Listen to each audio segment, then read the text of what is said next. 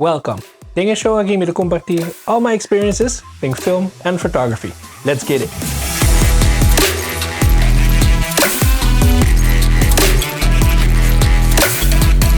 This is The Blur.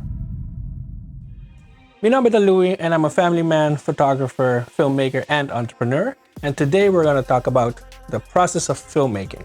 Isa kita manera ng kung amita siya and personally what works for me. Step 1. Client and ideas. On a client project, local kumita ni mita meet me kliyente ng face-to-face. So, hintere emailing back and forth since ako kimita handle. I really don't like that. Just mita sina face-to-face simper. And local ko ta importante di meeting kita tapawa sa kiko e kliyente ke. Anto, yeah, kiko ng wishes na ta, kiko ng idea na ta for the project.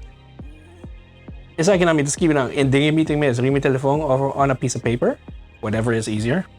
And what is very important, the meeting is sinikita pa bo ta 100% siguro kiko bo por at kiko bo no porasi and be honest about it. So si bo no porasi algo and the client pidi bo loka ko bo no porasi, be honest about it. Be say either you can do it or come up with an alternative. The meeting act me to figure out what the project is about, how many days I will be shooting, and timetable. Si Mr. yung crew and how many people, how long I will be editing this, sitting props, dus aantal king te bij regelen, Ami, or the client, and if I have to rent gear.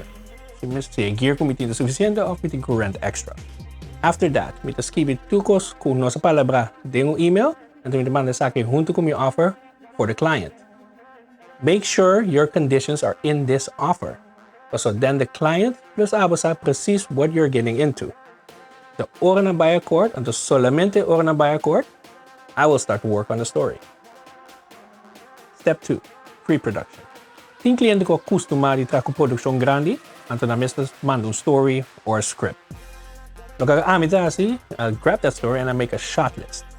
A shot list for me is basically every shot that you're gonna take based on the story, you just keep it like a wide here, a medium there, a close there. And it helps me to analyze pamiwa kiko precis mister kwa gear, until see me ko rent or buy something. And it makes the life on set a whole lot easier. After that, I'll arrange everything else that I need with a crew, gear, props, and the location scout if needed. And then this is just say me a call sheet and a timetable for the client and my crew. Paturin na sa idea at the kira na misite. Okay, dus isa kita mi shotlist and awak kimi daw mo sa akre ko mi to husa mi shotlist. Dus wanneer de Ameriki e promes in the white, they are leaning on a wall reading a book. Pero kosti un shotlist siniki everything can change. Dus on set tambe o because po cambia. So the shotlist is basically meant for un guideline for your shoot. Sinusigiwak for the walkie, ma choose te asi un close up the Leon until no un close up the Buki. That's how things could change. Same thing with the next shot. It says medium Leon reacting to an incoming notification, but it's actually a wide. It's makambia yung wide. Until a wide siya walks past Leon. Después with medium front, pero it's supposed to un medium back. Let's say tambe makambia on set miss. Then we go medium, actually to medium wide, pero malagay pa medium front that Lucia reacts to a notification. It's by pa medium, kanto reinos from Lucia pedestal down to Tatiana on the bench. And the sa kita basically a manera ko isuza un shot list.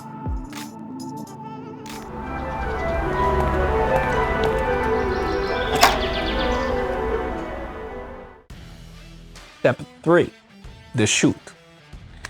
I always arrive 30 to 45 minutes before the shoot. Kung ko mapalabra ko yung yun. Di ko umida sa akin, so may gusto itong may tempo, relax, take the space in, and just take it easy. So it's gonna be a rough day. After that, the crew to arrive, and the client too, probably, depending if he is supposed to be there or not. And then we have a small briefing about the timetable of the whole day and about the project going step by step through it. So yeah, you made your schedule, you did all your pre-production, and you're lucky if your shoot will go as 80% good. Yes, just 80%. Why 80%? Because 99% of times on shoots, the algo kutabay rubis. When you're a filmmaker, you are a problem solver. Because on set, if something goes wrong, you have to improvise and try to, let's say, resolve any fuck-ups that anybody else did. Yeah, but it's like putting hindi ko bilat. Maybe the props that you ordered did not arrive, stuff like that. But the most important thing, despite the fuck-ups, is food and drinks. If you take care of your crew will take care of you.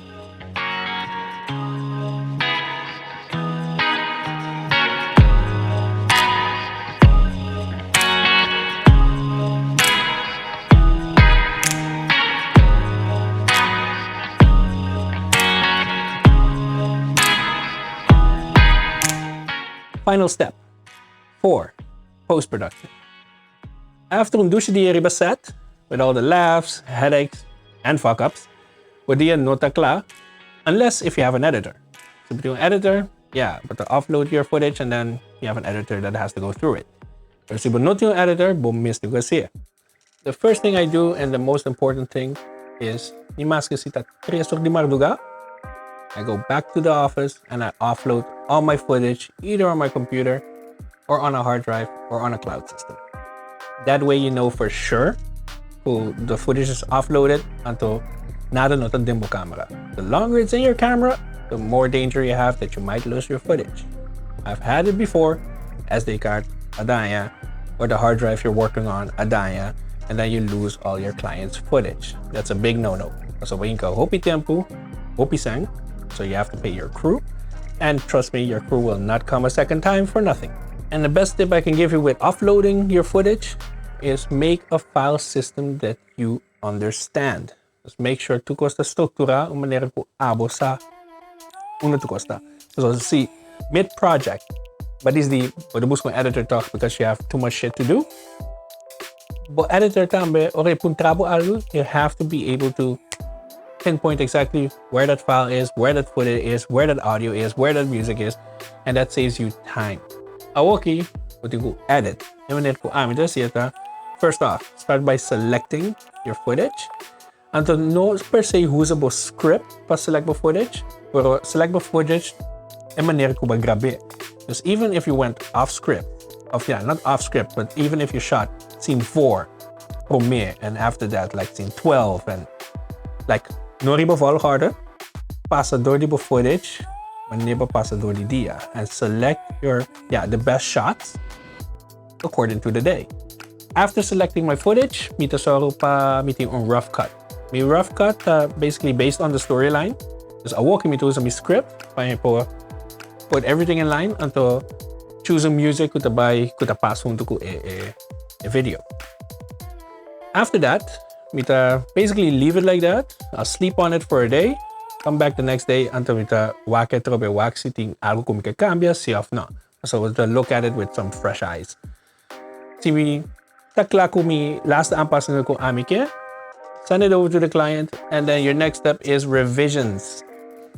Now, remember that the conditions, if voorwaarden ng kumabisa that you have to have in your offer, this is where that plays out. The contract kasaro pa o kliyente sa precis quanto revisions it ting, or else your 2-day project, 2-day editing project turns into a 2-week or even a 2-month editing project.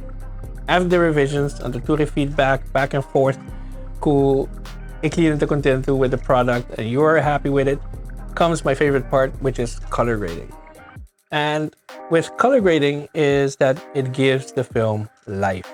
You can make a whole bunch of different colors. You can make a whole bunch of different tones, but set the mood for your video.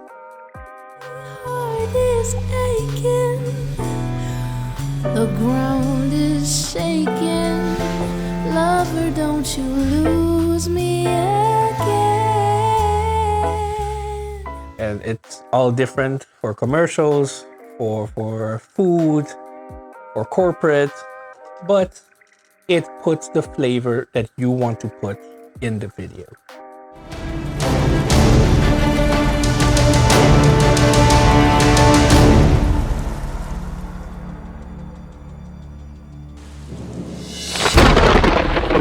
So this was my process of filmmaking, and to show nang sa kita manera ko amita siya. So if you like it, hit that subscribe button, and if you have any other questions about photography, analog photography, or filmmaking, leave it at the comment below. At the show nang Kadabong, isa hopi pero minino sa tukos. I'll see you at the next one.